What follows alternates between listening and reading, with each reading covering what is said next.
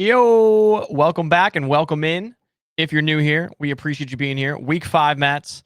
Uh, it's obviously ahead of us. We're rolling through the season a lot quicker than I would like it to be. We're already, obviously, no one wants to hear it, but 25% of the way basically through all the games, which kind of sucks. Right. But fantasy football owners are just miserable right now. I mean, I can't, maybe I can remember a season because I remember there was one year the quarterbacks were just hurt left and right, left and right. But huge names going down. Neighbors, torn ACL. Obviously, Tyreek Hill, his leg went 4 different places. Probably not a good sign. Torn ACL as well. And I don't know why they showed it a second. That was crazy. After you told me about it, they showed it again. My perspective of it was I'm playing Madden with my brother. And I go, oh, someone on the Dolphins just like snapped his leg. And I don't know who it was because they quickly, and I'm like, I'll probably have to go on Twitter to let you know who it was because I couldn't see. They cut from the break, and my brother just goes, oh, I did not want to see that. And I was like, they showed it again? And then you text me right away, and I was like, dude, I can't believe that. That might be the first time they've ever shown something like that again. They usually don't. And the commentators even said, let's take another look at that. Like, that was crazy. That was bad. But a shift from the brutal one. We're just going to dive straight into it because super aggravating, which leads me to your, well, kind of, that every field should be a dome because turf is related to dome, and we need to get rid of turf.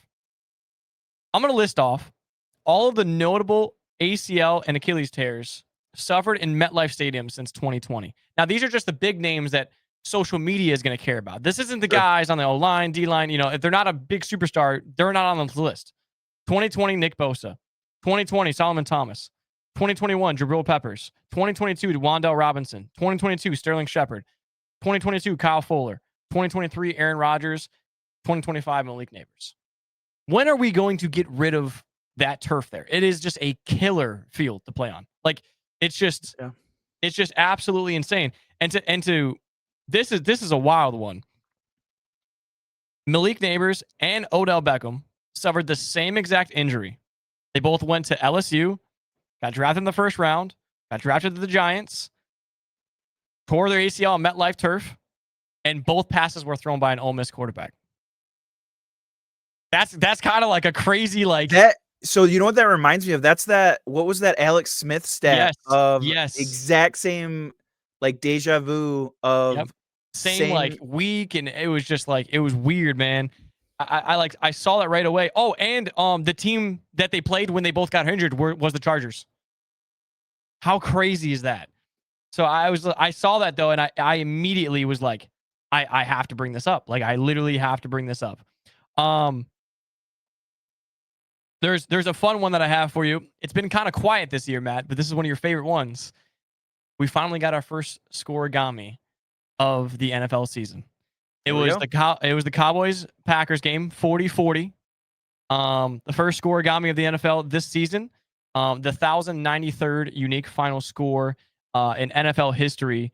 And there's a crazy stat of teams with 40-plus points and no turnovers are 300-0 at home since the Super Bowl era. The Cowboys made that 300-0-1 now. They're the first team not to win since the Super Bowl era when they have put up 40 points with no turnovers. That's so interesting. And hey, just so you know, I know we talked about it.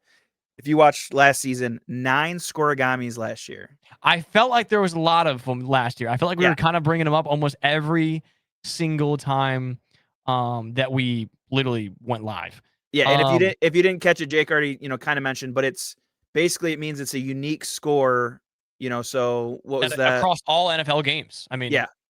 So in the history, like a 27-20, obviously some of those match up, but this one, just like we had 9 others last year, we finally get another scoregami. Yep, in week 4. Obviously, Matt, Puka Nacua.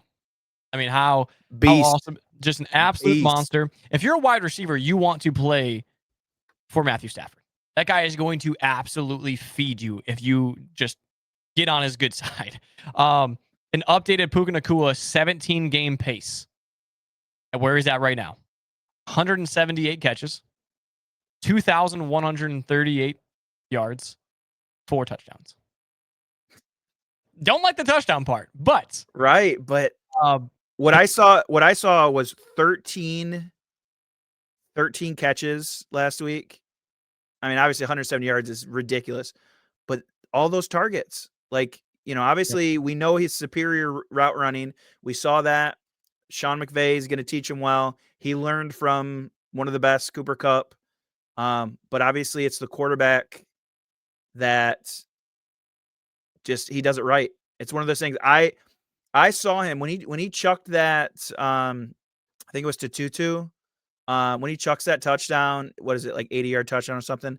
That passion that he has and he was mic'd up too, which is even better.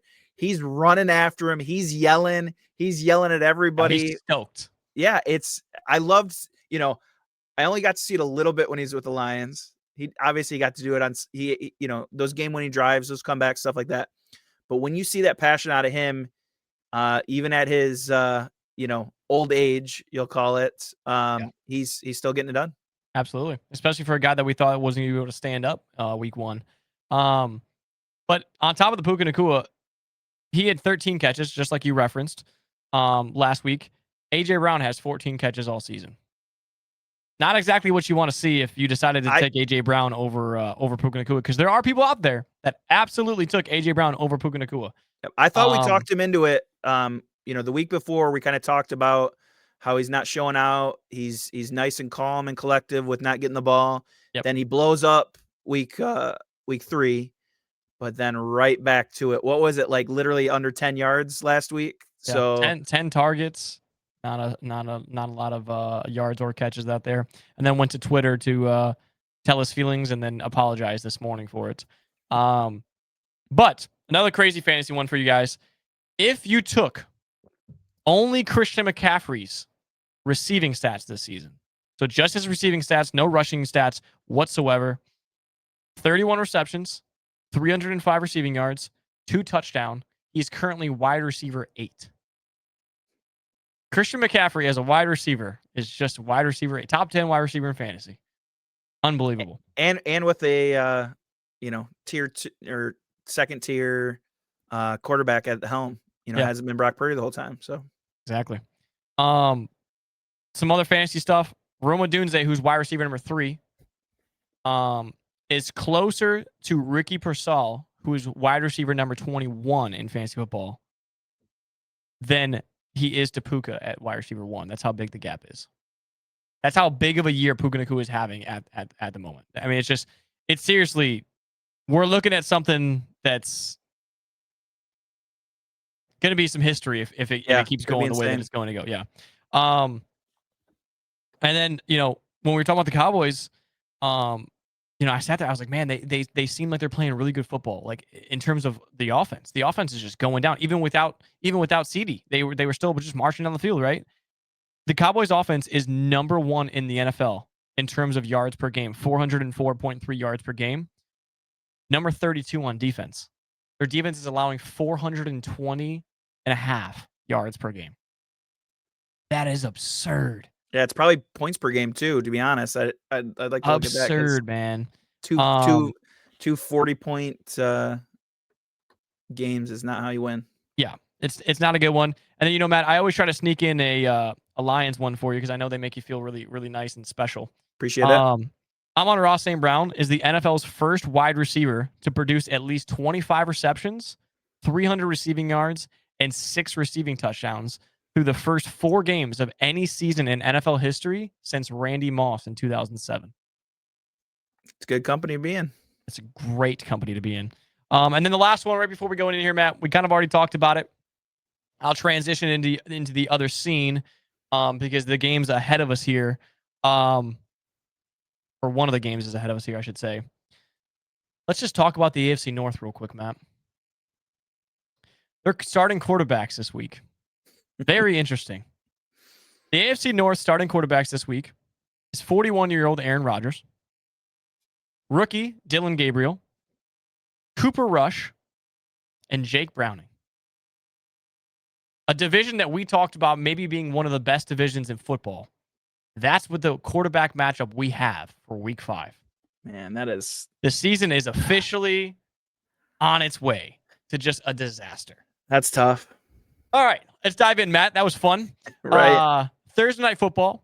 I'm glad to see you're back on the Rams side. It was a little bit lonely without you having. I know you bought a Stafford Rams jersey, I think for your kid, or maybe it was a cup one. But you did have a Rams uniform or T-shirt or Yep. something. So I was really 'Cause disappointed when you picked the Colts over the Rams last week. But we got you right back. I know, We I both know. This is the matchup I would rather have, to be on their side. Yeah, that's fair. But we both took the Rams. Obviously, we just gassed up Puka Nacua all the way to the max, gave him all the gas. It's ridiculous when you think about it. We genuinely keep talking about Puka Nacua so much because of how much of an impact he's having on this Rams offense. But what's scary about it is you still got to watch that man behind you, Kyron Williams. You still got to watch Devontae Adams, who's stealing all the touchdowns from Puka Nacua at the moment. But that's what makes an offense so scary is the fact that they can just go whatever way they want to go with the ball. I mean, you can double or triple cover Puka Nacua, but guess what? You have Hall of Fame wide receiver Devontae Adams just wide open somewhere, and Stafford's Yep. going to feed him then. So you got to be careful. Even it was just like when they had Puka and Cooper Kupp, and Cooper Kupp was heavily involved before he started to trend downwards.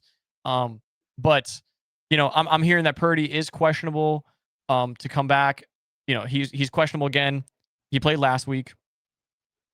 Didn't really matter, right? I mean, we saw them lose to the Jaguars with him under center. It's like it didn't really help, did it? You have your QB1 back, and he doesn't get the job done, and now he's questionable again. I don't even think with Purdy back or Mac Jones back. I know we've been saying that about the 49ers. It doesn't matter which one, but this is the opposite side of the case. If it didn't matter which one for me is the starting quarterback, I'm still going with the Rams. Yeah, no, I agree. And we talked about, who do you want to lead? I don't see this as a close one coming down to it, like we've seen a lot of these games. But Matthew Stafford, something special with Puka, and if it is one of those games that comes down to the wire, he's the one that can win the game here. So one thing that I will add though to Kyron Williams, you have seen, speaking of Michigan man, of Blake Corum, you saw some usage out of him. I'm not expecting him to, like maybe we'll talk about in some of these other games, these number 2 running backs kind of stepping into that role. But it's one of those things, kind of look out for it, because obviously, like we've talked about before, if something happens with Kyron, Sean McVay doesn't care who's back there. He's going to throw him in and get all the usage. And it's just kind of one of those things you're seeing Blake Corum get a little bit more snaps than he's been in the past. So it would be cool to see him, get a little bit more touches back there. Yeah, and I just double checked. Brock Purdy is they just got ruled out a little bit ago, like while we're recording this. Gotcha. So Brock Purdy is out for Thursday Night Football, which I mean even favors our pick even more. But I mean he had 2 starts, week 1, week 4, threw 2 picks in both of them. Right, we got to take care of the football. We see how important that is. So I think this is a Rams by a landslide for me. But then we go right back into it. We're overseas again here. Bright and early Sunday morning. Make sure you guys have those fantasy football picks, locked in. We saw Aaron Jones last week. A lot of people woke up and were not very happy. I'm sorry, not Aaron Jones. Jalen Warren. Not very happy about that. Yep. Sorry, I didn't mean to say Aaron Jones. Jalen Warren. Kenneth Gainwell, fantasy owners who started him, very happy. Obviously, I faced up against one of them, very happy. But that's always scary. So, set that alarm a little bit early and just double check to make sure all your guys are going to be in if you got some guys that Sunday morning. Yeah, remember it's an hour and a half before kickoff. They do have to put the inactives out there. So. Yeah, so just wake up 10 minutes before the game. I'm not judging anyone sleeping in, but just double check. I know a lot of people got screwed over with Jalen Warren last week, so we don't want that happening to you. But we went from Ireland last week to London this week. Minnesota staying there. Obviously, Cleveland going out. Matt, I took Cleveland. You took the Vikings. I'll keep it short and sweet. I haven't been huge on Carson Wentz. I don't think, they're anything special with him under center. Not that I think the offense of the Browns is anything special by any means, but they do have the double tight ends kind of working for them. They're figuring out the run game a lot. Judkins is looking pretty good in the backfield there. But that defense is just the only thing I'm riding at the moment is just the defense. Defense is really scary in games like this where, we talked about it not being in that familiar area, your practice is different. You're waking up, your schedule is different. Everything you do is different. They went from, two different countries already, right? So it's one of those things where let's just both these teams are probably going to play really good defense, and that's why the over under is 36.5.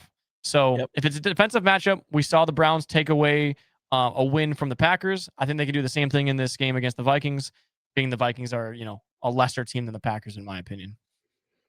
So that's got to be one of the. I think we said that One of the lowest ones. when it was like the Steelers game or something like that, but that's got to be one of the lowest. Yeah. So yeah, defensive matchup, but at the same time, I know it was against the Bengals, but Vikings defense, just absolutely showed out against the Bengals a couple weeks ago. So if it's that style of game, I'm leaning on, even though, you're saying I don't have confidence in Carson Wentz, but I think he can still throw it. He's thrown it to Justin Jefferson. Let's see, last week, 10 receptions, 126. You still have a superstar over there. So it only takes a couple of those throws. Jordan Mason is really looking good as a, star running back there too.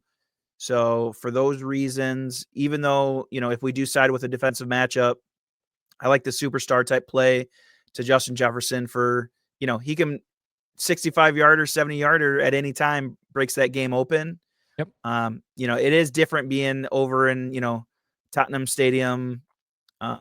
It's going to be a different atmosphere. You're going to see, probably a lot of Jags jerseys like we've had, because they're the London's team normally. It's kind of weird the fact that it's the Vikings get to stay over there, but I'm just not, after seeing the Giants do it with a rookie quarterback stepping in and getting the win, I don't have that much confidence in this rookie stepping in and getting the win because it's the Browns. Yeah. Oh, that's absolutely fair. I mean, this is one of those where it's not like I'm overly the top. I'm not betting on this game. I'm not, it's one of those where I do think it could go the Browns' way just because of defensive matchup, but I mean, you're absolutely right. Like, you take the veteran, take the superstar talent and the good run game and whatnot. And, I think this will be the first time that Carson Wentz plays a really good defense, like a really good one. But we'll see how he does. Yep. But then it go right back into the noon slate. We both got the Colts. Colts over the Raiders. I will say this, man, did Mason Crosby look good. Man, did Mason Crosby look good. I know you probably didn't get to watch that game at all, but that guy, holy shit, man. I mean, Still got it? Dude, I meant Max Crosby, not me. Did I say Mason? Yeah. I'm gonna say Max. Dude, I mean, he was so disruptive. So disruptive. It was It was like every time I was just like, I had the game on, I'm just casually like doing stuff. Every time he's in the backfield hitting Caleb Williams. Every time I was just like, holy shit. Like That's why I really wanted the again and Lions again to and again. somehow Yeah. find a way to get He him is just because a monster. He's a huge disruption. yep. I just don't. It's not gonna be enough. I loved what I saw out of Genti though. Very happy, to see him get the 3 touchdowns. It was awesome. Did you see, I know we were talking about him. I don't want to do a spoiler alert for your dynasty. I don't know if anybody on that listens. We were talking about Ashton Genti and if he's going to turn this season around. But did you see that he is back in his old Yeah, the stand-up stance. That's what Gibbs uses. Yeah. his old stand up? It looked like I guess they changed it. yeah. So Chip and Pete Carroll kind of Don't even say Chip. I just as an Eagles fan, you're gonna lose me. I'm gonna be staring or like he ruins everything. they want to give him back. Tell him the old school football, and that's not how we do things. But for whatever reason, I think that's a mental thing for him. He got to go back to what he was used to, and the stat you gave us last week, he's able to break those now. So it was really cool to see him. Maybe it's just a comfort level thing. Obviously, Geno couldn't get it done, but he was getting it done. So for the Colts, though, what we're not going to see, I don't know if you saw it or not, A.D. Mitchell was basically a turning point in that game. Just absolutely amazing run. He gets a bomb down the sideline, jukes 2 different guys, like a dumbass, reaches out for the goal line to celebrate and bobbles it, and it goes right through the back of the end zone. So instead of an awesome, 60 some yard touchdown, and again, turning point in the game, it is now a touchback for the Rams. And it's one of those things, I hate the rule because, you're going from literally a touchdown to the other team gets the ball now. But in that moment, I'm just absolutely glad that rule's in place because what a dumbass. He's not, it's different if he's reaching out, he's diving because he's got to make that play, trying to make an effort. But when you're showboating, just like when you drop it at the 1 yard line, to me, it's the same thing as you're just a complete dumbass that you're going to allow that to happen. Go You from a can't wait a touchdown to a half a touchdown. second longer just to go spike it down or do anything besides that. It's Yeah. truly just So I don't know if insane. he's getting the ball or getting any more snaps. He's done. But Danny Dimes can still sling it, so he's gonna find Pittman and get it done. Yep, absolutely. And then we got one of we already have like a toilet bowl matchup here. The Giants at the Saints, which is to me, it's crazy that the Giants aren't favored in this matchup. Obviously, one, the Saints haven't won a game, but two, the Giants just came off a really impressive win against the Chargers. Me and you talked last week on the last episode and talked about how this might not be the smartest choice to have Jackson Dart come in and play the Chargers. And then he comes in, loses his top receiver, and still gets the job done. Yep. I loved what I saw out of it. I would have loved to see what he could have done, with Malik Neighbors, obviously, because that's going to be a huge part of his career. But I loved everything apart that they did. Right? They used him on the ground a ton. Cam Scatabo on the ground a ton. We've been seeing him he's RB1 there. They love him there. He's just catching the ball out of the backfield, running through people, screaming at people, running through walls, doing backflips. He's a crane eater, dude. He's just a crane eater. He just does not care. He's just CTE's worst nightmare. And so I'm genuinely baffled that they're not favored in this. Well, I didn't see it, but just kind of looking at the ticker for the Bills game, the Saints were kind of looking like they were, within a score most of the time, having a chance, having an opportunity. So maybe this is kind of some of that carryover. Yeah, from you earn a couple points there. Yeah, when you play the top team and That's fair. You're kind of sticking with them. So either way, I'm surprised. Not only obviously the 2.5 points, but there's still 40.5 points is still a decent amount of points for these two teams. Yeah. So that's what's interesting to me too. Yeah, but I think the Giants, obviously we both have them winning this game. I think Jackson Dart and Cam Scott, I think they could just win out of the rushing abilities of those two guys too that you have. I know, you want to see Jackson Dart throw the football, you want to see what he's got, but at the same time, they just lost their best guy. He's gonna be throwing to Wan'Dale Robinson and Darius Slayton, Theo Johnson, but I was very confident in that offense, how well they moved against a very strong and sturdy Chargers defense. You know what this means though? That means my first coach to get fired might not come true if we're taking them at 2-3 now.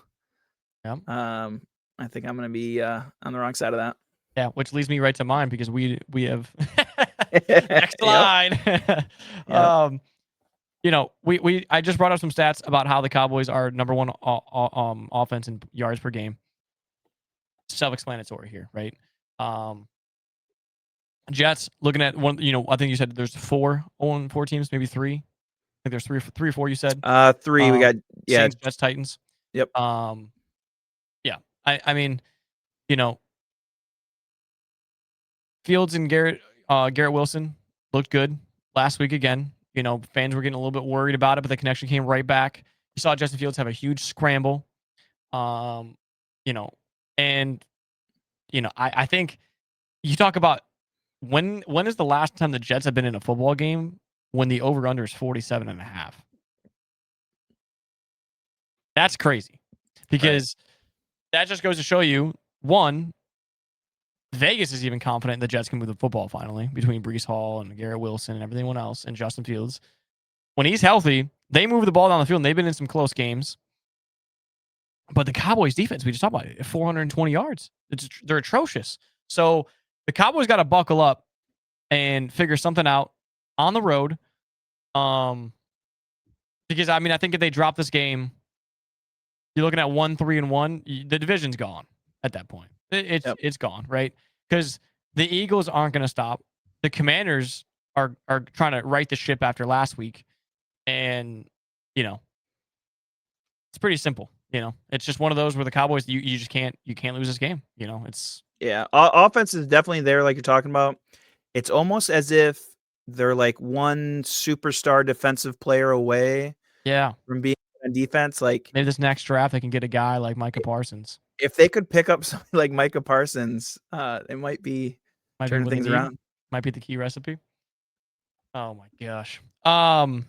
Yeah, and then honestly, a great matchup. Like going into this matchup, I thought the Broncos would looking at the Broncos schedule. I thought they'd be 3-1, 4-0 at this point. Obviously, saw the Broncos drop maybe a game or two more than we'd like them to. But they got it rolling a little bit last week. They got some confidence rolling last week. I'm not super stoked with the Eagles offense, but the bottom line is for me, for any of the Eagles fans that listen, if there is any, if it's just me, well, fuck everyone. There's But got to be one or two of you guys there's out got to there. be one or two. But the thing is everyone wants to bash this or bash that or bash this. The bottom line is the last 3 or 4 seasons, we've had a new offensive coordinator every single year, right? And so we went to the Super Bowl. We loved the play calling. Last year, first couple weeks, everyone hated the play calling. They got it figured out. Barkley started popping off. Everything was working, right? Same thing again this year. We go in, new offensive coordinator, everything a little bit different, right? We're trying to figure out we would like better routes out of AJ Brown and Devontae Smith, like the play calling wise, not just individually, but the play calling over the routes they're running. But the bottom line is if you're winning a football game with not a single completed pass in the second half, like against a 3-0 Bucks, like Yep. you're still in a position like everything else after that is going to be a piece of cake once you figure out 4 quarters of football. Because right now we're not playing 4 quarters of football. We're playing 1 half, 1 quarter at most. And And enough to get the win, but not enough to be comfortable going forward with things. But Yep. these are when you want to have those problems. It's not week 17, week 18 when we're about to go into playoffs and we're not playing our best football and we're nervous now. We're playing good enough football to win. We're beating teams down. We have the youngest defense in the NFL, and they're playing amazing on the defensive side. And we're not turning the ball over on offense. I mean, Hurts doesn't have a single turnover this season. Knock on wood, he'll probably throw a pick this weekend. Yep. Thanks for shout out Pat Sertan. You're welcome. You could donate to the podcast whenever you like. But I mean, when you look at it fundamentally and you break it down, a team with no losses, no turnovers, and a great defense. The only reason they're getting so much hate is because people are upset AJ Brown, isn't doing good enough, or Devontae isn't doing good enough. Barkley had 19 carries for 43 yards. That's not ideal. Where's the hate on that? The best O-line in football, right? How does he have 2 yards a carry? The hate they're getting is the tush push, and then they run a fake one. They even silence the haters on that by doing a fake one. That was genius, by the way. They brought that out of the. They did that 2 years ago, or maybe last year. I think it was 2 years ago though, and people were complaining that they brought it out maybe a little bit too early. But my thing is no, bring it out because now you're like. And then now you can't sell out like you have to. Yeah, exactly. So it works. One thing that I did want to bring up though is out of that Broncos backfield, we weren't sure who was going to step up. The rookie Harvey was going to be stepping up. J.K. Dobbins still has the juice. After a couple disappointing, injury-ridden seasons, he steps in last week, first 100-yard rusher in 38 games for the Broncos. Insane. That is reminiscent, and the reason I bring that up is I lived through that as well. So Detroit Lions sat through a 70-game streak without getting a 100-yard rusher. So now that we're kind of spoiled with Gibbs and Montgomery and in the backfield, I really do feel the pain of those Broncos fan base that they finally did get that 100-yard rusher. And J.K. Dobbins, coming off those injuries, looks like he's still got it. Yeah, a little bit different pain. I think the Broncos were like 10-7 last year. I don't know if you guys had 10 wins in like 10 years, or 100 yards in a game, let alone rushing. But I wonder if the Thanks. last person. Thanks for that. Yeah, no, no problem. Uh, I wonder if the last person was Philip Lindsay. I don't know why I'm just randomly thinking about that. I don't know if you like. I don't know. I wonder who it was. Um, I'm not but sure. Yeah, I can look that up, but I was just thinking like 38 games. You figure 2 seasons that would be right. So no, it had to be someone besides Philip Lindsay because Philip Lindsay was longer than that. What a name though. Um, yeah, nice. Oh, and the hair of that dude too, right? yeah. I remember having him in fantasy one week and then he punched someone in the face and got suspended and I lost the week and I was so confused on how he wasn't coming back to the game because he wasn't hurt and then I found out that he punched a dude in the face and got kicked out. It was sick. All right. Um, If this is right, Latavius Murray. wow, that would have been the last person I would have guessed. Yep. Holy shit, I don't remember him even playing for Denver. Um, wow. Okay. Yep. But we have Panthers home against the Dolphins. Obviously, we just saw the Dolphins sneak in the win column there against the Jets. Obviously, losing Tyreek is just a big blow. He's just Yeah. an explosive guy, right? Um, But you saw uh and a guy that I really did have somewhat confidence if he was going to be in there, Darren Waller at tight yeah, end. Like he was able to step up. They obviously had to find a way to get the offense still yeah. going. Not ideal from a fantasy perspective. You kind of want more targets. I think he had like 3 catches for 2 touchdowns and like 20 yards. It's like you're gonna Right. want a little bit more than that. Um, but first game back, after being retired and injured, so something to keep an eye on. I guess if you're that low, down bad on a tight end spot in fantasy, it might not be a bad idea for you to snag him up on the waivers. But both me and you are going with the Panthers here. I just we've liked I feel like the Panthers took a step back last week, but we've liked where they went with the offense. Right. Um, you know, obviously 30 to 3 or 30-0 win um, against the Falcons was nice. But last week obviously stepped back. But I feel like me and you kept talking about they were just missing clicking it early on. And I think this Dolphins team is a very team that you can expose and get ahead early on. And I think that's going to be the key to the Panthers. When they go down quick, they go down quick fast, and it gets ugly. And then they kind of catch up and throw some punches towards the end, but it's too late. So I just think if they can get ahead and then be that complete second half football team like they've been, I think these are some wins that you would like to see Bryce Young, right? Yep. You want to Get see in year 3. I mean, Yeah, you want to see him throw into Tedero McMillan and just keep that chemistry going. And you thought it might be Xavier Legette, like we talked about before, and it's just not there. So Tedero McMillan is the one that has that opportunity, to be his receiver and get stuff done. shout out T Mac. Um, the Ravens Texans game though, man. I mean, dude, if you would have said, hey, I bet you $20 the Texans and Ravens are gonna be 1-3. I mean, I know you had the Bengals winning the division. I had the Ravens winning the division, and we both had the Right. Texans winning the division. So these are our division winners, or well, one of our division winners and one of mine. But Right. like 1-3. I mean, this is such a big game for both teams. Because I mean, I know we have stats, and I'm sure it'll come out this next week when we start the pod, and I'll have some fun stat for you guys. But we come out so many times throughout the season. You know where I'm going with this too. Of when teams drop to blank, blank, blank, this is their percentage of making playoffs, and we keep an eye out on them. Yep. I mean, one of these teams is going 1-4. No shit, Jake, but it's like that's going to be a tough hole to dig yourself out of, and so it sucks because when you look at it, and they're both of my division winners. I mean, and you're going against your division winner. It's like you don't want your division winner to be 1-4, like your predict. It's like so. But Yeah. When it you got to was go with something, right? I mean, when it was a 16 game season, that's one of the things that I took away from Coach Caldwell. That Matthew Stafford kind of talked about was split the season up into 4 sections. So weeks 1 through 4, it's you just got to win that grouping. And then refresh and go to the next grouping. You got to win those next 4 games.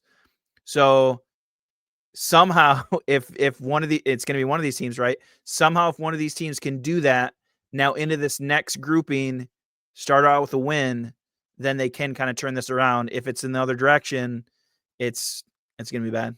Yeah, absolutely. Especially when you're the Texans and your only win came against the Titans and they didn't put up a single point. Right. Speaking of the Titans, what words of Good Cam segue. Ward? What is the words of Cam Ward's the wise words of I'm gonna keep it a buck, we straight ass. And he's not wrong.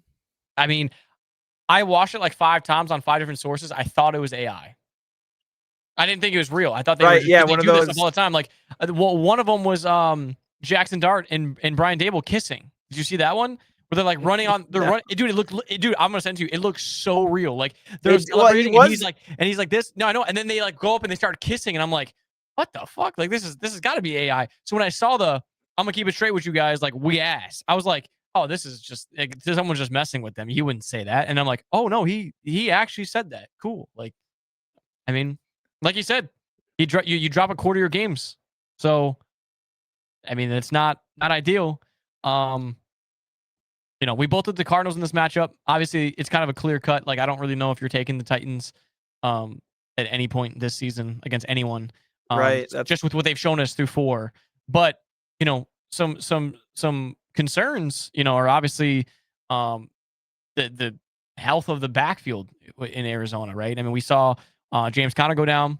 I was just telling you pre-production, Trey Benson kind of just caught us all off. I mean, at least me. Maybe I was out of the loop, but I didn't think there was a pending injury on Trey Benson. I just saw it today too. Yeah, so I don't know. And I think you said, correct me if I'm wrong, DeMarcado. Is that how you say his name? DeMarcado is. Yep. Is the starting running back now.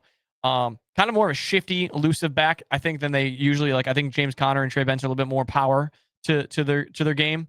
But I will say this about the Cardinals. I liked the usage of Marvin Harrison last week. Maybe it's fancy over, maybe I'm a little bit biased.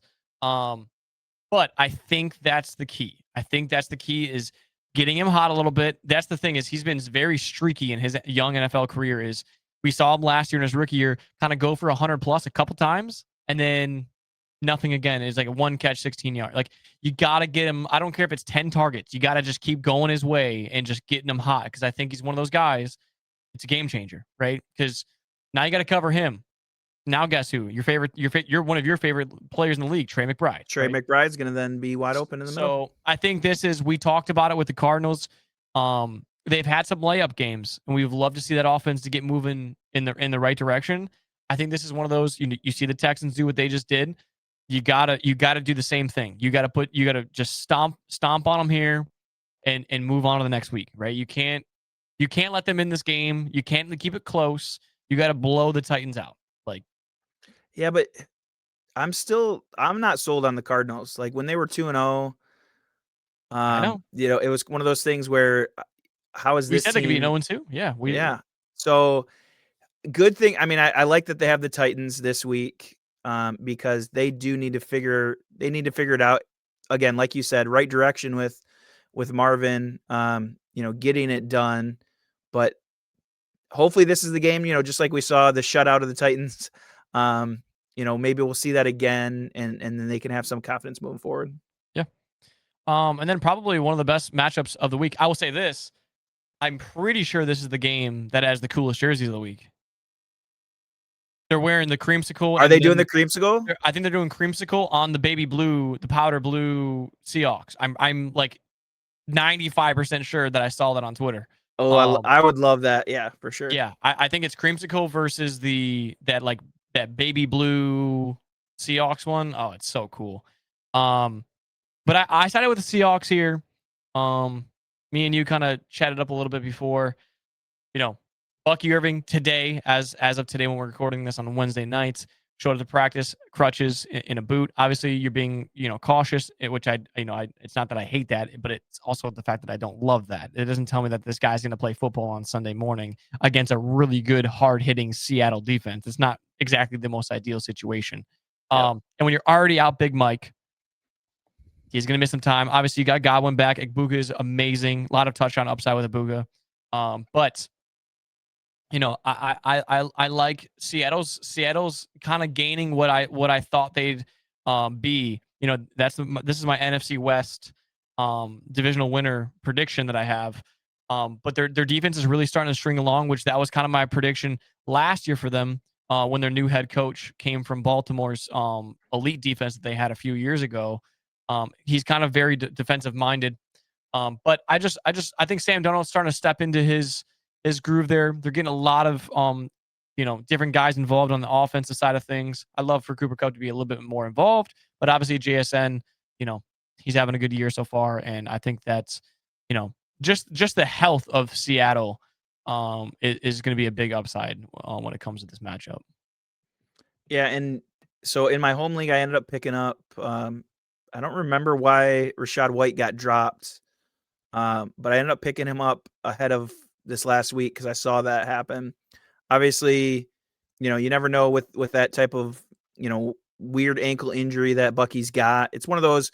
I think I saw the tackle. Yeah, I saw the he tackle. kind of got rolled up on almost. It's one of It's those not where going to be a season ending. It's just a week or two where it's really, and you kind of keep a lookout on it because it's going to be something that can maybe linger on. it could linger. So Rachaad White looks good. They've been giving him opportunities in the passing game as it is. So he'll be fine in that role. But kind of what's interesting to me is when we saw this scenario pan out last year, Sean Tucker came out of nowhere. Oh, I And know. and just all of a sudden, like if he gets an opportunity here, Yeah. you Correct me if know, I'm wrong. That was a 100+ game, I believe. Like yeah, where he looked insanely dominant. yeah, and he was the RB2, and he just absolutely, he had 2 monster runs or something. It was pretty cool to see. So, it's one of those things. It's weird because, you know, is he going to actually step into that role because Rashad is the passing down back. He gets some of those goal line opportunities. So, are they going to, with the success he had last year, he shows that he can do it. Is he going to somehow step into that? Is it going to be a timeshare? What are you going to do in the absence of Bucky? So I'm interested to see what they're going to do for this offense. But, you know, that window that that Baker hit Mbuka on for that deep touchdown was insane. He's got two defenders crossing over, somehow just fits it right in that window. It was, they've got something special going on, that connection between those guys. And obviously they need to, with Mike Evans, continually being out. Yeah. That's why I don't think, before we move on, I just don't think you rush Bucky like back. You're down Mike. You got a good backfield behind Bucky anyways. Bucky's your guy, but it's just one of those Yep. things like they're not going to be down and out because Bucky's, gone. Your Shaw White's very good out of the backfield receiving wise. And obviously, like you said, Sean Tucker can just bulldoze people. So, keep that in mind going forward with this matchup. But then the Lions at the Bengals, one that we love. You obviously I read the Amon-Ra St. Brown stats. I'm very, very excited fantasy owner to have Jared Goff and St. Brown this week.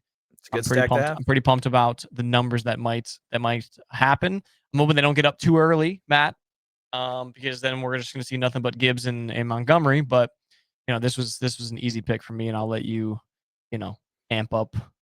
Yeah, I was high on the Bengals, and what a devastating injury that is to Burrow. But Jake, What a matchup though this would have been if Burrow was healthy. I That's for sure. Like when I look at this, absolutely. and I love football, so like when I'm looking at this, I'm like, dude, that'd be one where like I'm turning this game on over the red zone of the afternoon, like the late afternoon games. It's like I want to see just an absolute, just offensive, just 49-56. Like I want to Yeah. see like 15 touchdowns get scored. Like, And this was kind of like that gauntlet I was telling you about that the Lions were going to have to go through this part of the season at Baltimore, at Bengals, I think at Philly, just that all that matchups, and then now obviously this one not so much. So what was cool to see last week, we saw in a couple of games actually. We saw all those field goal blocks and return kicks and stuff like that, special teams last or the week before. Week 3, week 4, we saw 3 punt returns for TDs. One of them was the Patriots, Marcus Jones, 87 yards. Parker Washington for the Jags, 87 yards. And then you saw a really shifty, speedy, he's a short guy, but Khalif Raymond Yep. Got a 65 yarder. The way those blocks, in front of him were set up, and he is fast. He really is. He's a really short guy, but he is quick. And it was fun to see that type of special teams, standout type play. Obviously, we had a quiet week after an explosive week for Montgomery. So that was kind of disappointing. But obviously, all other aspects of the game, they stepped up. Amon-Ra, last week stepped up. Gibbs, and Goff. I really was scared for his health with Myles Garrett back there facing up. So I'm glad he came. He's still healthy into this week. So I feel like Aiden Hutchinson might rip off Jake Browning's head in this matchup. Did you see the play where they only rushed 3 on the Bengals and the 2 on the outside got through 4 of them? Yes. Like basically untouched. Yeah. And that's did you see? I think it was maybe it was Brady or who one of the top, usually Brady or Breeze or one of the Mannings or something like that, literally stated like Joe Burrow is the best quarterback in the NFL without a doubt. Like if he can do what he does in this offense with what Browning's going through, people want to blame Jake Browning and go right ahead. He's the guy you're going to blame because he's under center. But just go ahead and watch a couple snaps and see how fast they are getting to him. It's like what do you like? Even Joe Burrow struggled in the first 2 weeks. Look at Joe Burrow's stats in the first 2 weeks before he got hurt. He was struggling too. You got to figure out the O-line. I mean, it's just when you can't even throw it to your hot route, you don't even have time to do that. You don't have time to throw a football. I mean, of course, yeah. So I mean, like you said, Hutchinson should have a field day. I mean, he should be all over Jake Browning. I mean, he should just 2-3 sacks. Book it. Yep. So I think this might be the breaking point though of, let's see the Bengals reach out and get Jameis Winston. Let's see him. Fuck it, I'll throw it somewhere down the field. That's what I mean, I love that. Yeah, he doesn't care. He'll smile at that defense coming right at him, and he'll just chuck it. So I think this might, obviously, if it's a blowout like I think it's gonna be, and I think Vegas does too. If it's 50 points and it's a -10 spread, it's gonna be pretty bad. So if we see that, Bengals got to figure something out at the quarterback position and change it up. Absolutely. And then we have the Chargers at home against Washington. I believe Jaden Daniels will play this week. I think this is just a bounce back for the Chargers. They got to get back in the way. This is a big one for them. Obviously, good Washington team with their guy back under center. But a lot. I mean that I was pretty disappointed last week when they lost. I really was. I was like, man, they really had a chance at 4-0. I would have still taken them this week, obviously. And a great chance at 5-0. I mean, it's just kind of what you wanted, especially when you see the Chiefs come out and smoke. The Chiefs offense looked good, last week, no doubt. But it's behind you. Like you said, you take these games, you put them in quarters, and the first 4 are gone, and now you're 0-0 in the next 4. Right? So this is one of those you got to just get back to it and do what you need to do. I think the emphasis for the Chargers is, man, they need to get Ladd McConkey moving. For some reason, he's just not. Yeah. They're just not using him anymore. And I think a key thing for the Commanders is, 1, you got to keep Jaden Daniels healthy, and 2, got to figure out the backfield. They're running 3-4 running backs, and they're giving them all the same carries. It's just not going to work. It's just not. I don't know why there's so much hype around Ja'Cory Krosky-Merritt, aka Bill, when they're just not. I mean, the guy's averaging like 6 yards a carry, and they give him like four carries a game, and they give the other 4 to someone else, and the other 4 to someone else, other 4. It's like, and they're giving it to Chris Rodriguez, Nichols, like right. They're just going down the list. It's like give your rookie guy that has a lot of hype and the teammates love him. Give him 15 carries, see what he does with it. I mean, at some point you have to, especially when your quarterback's down. I mean, so. Yeah. It'll be interesting. I think they got to figure that out though if they want a chance. Because I mean, you saw Cam Scatterbo and Jackson Dart get it done. And I think that's how the Commanders can beat the Chargers in this game, is exactly what the Giants did, is just beat them down on the run game. What was cool to see out of the Chargers though, obviously with Najee out, Amarian, the rookie, Hampton, again looked great. And what was the stat I wrote? 128 yards, touchdown on 12 touches. Yep. Like that's impressive as a rookie. So I expect him to continue that into this game. Yeah, absolutely. Then we got 2 more games for you guys because we do have 4 teams on the bye. The Bears, the Packers, the Steelers, and the Falcons are all on the bye. Basically all 2-2 teams besides the Steelers. If you want to count the Packers tie, the tie is just going to piss me. I'm going to say that right now. The tie in the column for the rest of the season for the Packers and the Cowboys is going to piss me off every single time I see it. But Bills at the Patriots, Sunday Night Football.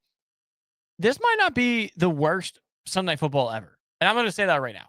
Like, it might not be the worst thing to watch here. Like, because I think if you're the Patriots, you're 2-2, which honestly, that's kind of right where you thought your season would maybe be. We talked maybe like 8-9, 7-10. You'd be like, we talked about that. Like they're not there yet, but they're trending there. And so if you're the Patriots here, like I mean, you saw the Saints battle with them. You saw, I think even the Jets gave a run there for a little bit too. But it's like, or maybe not the Jets. Who was week 1? Sorry. Who was the Bills week 1? Was it Ravens? Might have been Ravens. It was Ravens 41-40. Yeah, that's the match I'm not thinking of Jets. So I mean, the teams are keeping up with them, whether they're good teams like the Ravens or whether it's the Saints, right? I mean, like you said, that's why the Saints are getting the credit there on that Giants matchup is they did play the Bills well, and I think we can both agree that the Patriots are a much better team than the Saints. Yep. But I do think it's very tough to play in Buffalo. I'm picking the Bills no matter what, but I do think it's very tough to play in Buffalo. And the Bills literally have the easiest schedule in the NFL. Like, I'm not just saying that as a hater because I love the Bills. I love Josh Allen. I'm just simply saying like the Bills literally have the 32nd ranked strength schedule. So this is what we're going to have to deal with. Like, we actually might see the Bills go 17-0. Yeah. So for the Patriots, it was I like the usage of Stephon Diggs. Finally, he got some utilization. Yep. But again, they got to figure out the backfield. They figure out the backfield, give Travion Henderson all of the touches, and that may be a good offense. But the matchup against the Bills, I mean, obviously 7.5 points is a lot. So I think we're siding with the Bills just because they are, even though it was scary last week, they are still just rolling. Yeah. And I thought it was interesting too. I believe their offensive coordinator is Joe Brady. Kind of just mentioned that James Cook won't be getting what he's been getting. That comment was, I don't know if you saw that or not. That was really interesting. No. Kind of just mentioned that there's 17 games in a football season. He will not be getting the workload every single week like that. And I was like, wow. So he was like, we love our backfield between Ray Davis. I think they still have Ty Johnson, I think, back there too. I know they have Ray Davis for sure, but they were like, we love all those other guys too, and we think they can do the same thing as James Cook. And I was like, fuck. As a fantasy owner, I was like, damn. I was gonna say, as you have shares in James Cook as well. So yeah. So, but yeah, Monday Night Football. I mean, and another one, Kansas City at Jacksonville. Who would have thought in this matchup that the Jacksonville Jaguars would have a better record than the Chiefs? So yeah, and it's only 3.5. It seems odd for a Chiefs team that we think they're supposed to be a good team. Did they figure it out last week? Like, they might have. I don't know. I mean, obviously the Jags looked good as well. ETN. It's a big win for the Jags against the 49ers last week. Yeah. Yeah. I mean, the Jags are getting something rolling. Liam Cohen is, apparently wanting to fight head coaches in the post game. I don't know if you saw that or not, but not a big fan of Robert Saleh, huh? He must be a Will Smith fan though, because he yells out, "Get your name out of my mouth" or something like that. Yeah. So I don't know. Some people think that that's good to have that kind of fire in you. To me, it was just kind of just as cringeworthy as him doing his Duval. Yeah. So I couldn't get that moment. I want to. It's one of those things where I want to have that momentum for them, for the Jags, but begrudgingly, I'm gonna actually sit on the Kansas City side on this one. Yeah, and I think one thing that is interesting is how the Chiefs just their offense looked as good as they looked against the Ravens last week, and just not much like love out of that, right? We talked about how Yeah. like dormant the Chiefs offense has looked, and they don't have a guy, and this and that, and then I think Mahomes like came close to 300. I mean, it's like, I saw a post too, and it was kind of funny to see. It was like, oh, the wordage on it, dude, was great. It was something about like, vintage Mahomes is back. I'm like, are we really at the point where like it's vintage Mahomes? Like he's still 28 years old. It's like, are we really like we're going vintage already? Like, wow. All right. So yeah, that's all of our picks for this week. Obviously, 14 games. We have 12 of them consensus. Obviously, the only difference is the Browns, Vikings, and the uh, Seahawks, Bucks. Our consensus though, 40 and 11. I think you said 78%. 78%. 78%. Obviously, at the bottom you see Matt is 47 and 17. I'm 44 and 20. I think last week was your worst week. Yeah. I think you were like 9 and 8 or no, I'm sorry, no, you were like 8 and 8 or like 9 and 7 or something like that. It was something like you were above 10. I think I've been above 10 every week. That was your first one where I was like looking through. I was like, oh, like a couple of the ones where we didn't go consensus just kept going my way. Besides, I think besides like the Jets, obviously the Dolphins went your way. Yeah. Yeah, it was, I was getting ready to quit my day job and just do picks. We're going viral everywhere. People are calling him, asking if he's famous. Like it's all over the place. It's Yep. Hopefully my nephew gets an opportunity to see some more clips of ours. there you go. But yeah, I guess that humbled me a little bit. I did have a down Gotta have week, it, man. Gotta but have. When you went like 14-2 or 15-1 or whatever to start, like everyone was like, "I'm just gonna tell me." I'm like, guys, I promise you, like I love them just as it much as you evens guys do, out. but like it all evens out. Like that's like Yep. I'll probably get in the lead at some point, and then you'll come back and it goes flop.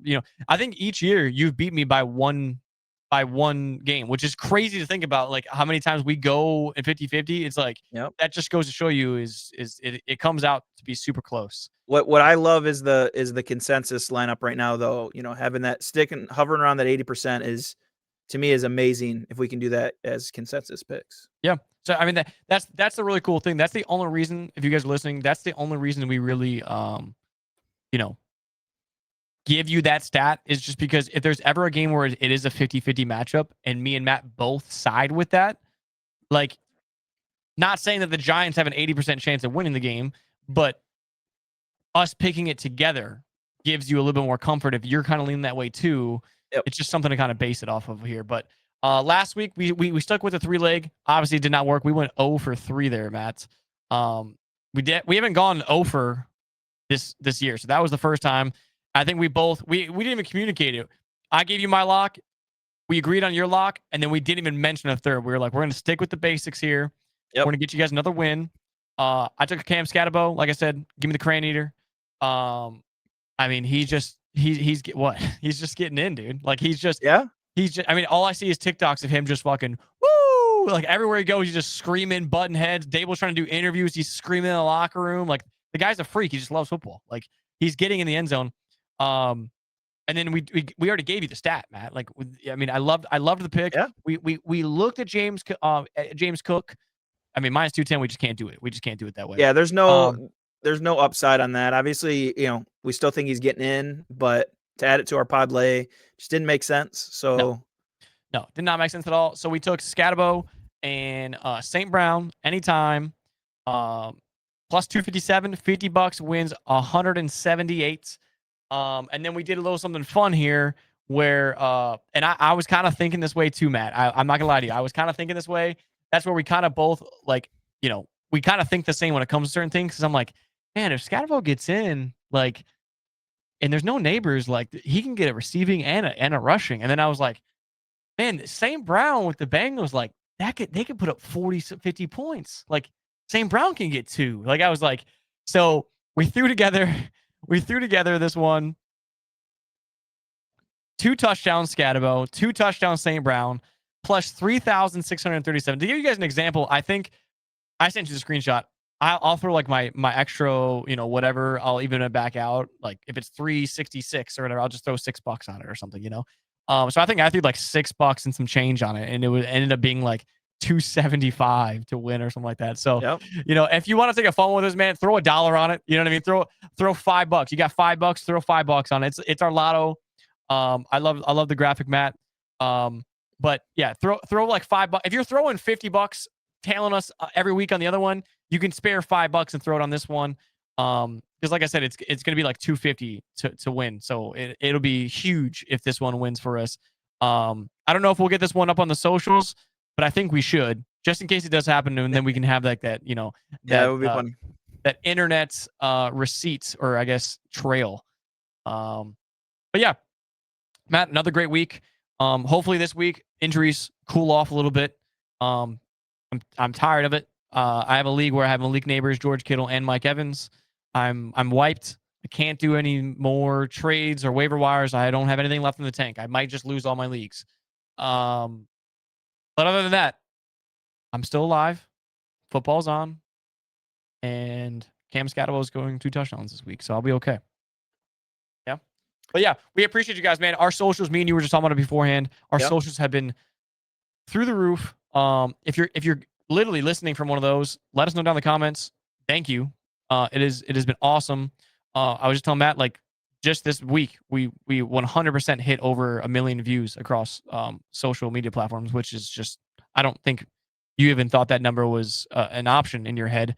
Right. But it's been super cool. You guys have been super supportive of the podcast, but also the socials and the fun stats that we do with those. So thank you. And yeah, Matt, I mean, that's all I got. You got anything else? Go Tigers. Ooh, they did lose today. Got it. When this goes live, they'll be in game 3, so it'll be interesting. Hopefully they're winning. They better. All right. We'll end on that. All right, guys. Thank you guys for tuning in. We appreciate you. We'll see you guys next week. Later. See you.